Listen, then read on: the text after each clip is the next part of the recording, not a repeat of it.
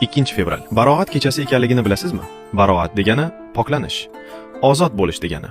Ya'ni gunohlardan poklanishdir. Chunki bu kechada Alloh taolo mo'min bandalarni gunohlardan poklab, do'zaxdan ozod qiladi. Inson umri rizqlari taqdir qilinadi, ya'ni belgilanadi.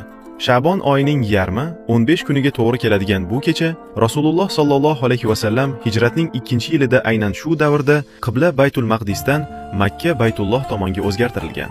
Musulmonlar taxminan 16 oy davomida Masjidul Aqso tomonga namoz o'qib kelgan edilar. U kechaning bir necha nomlari bor.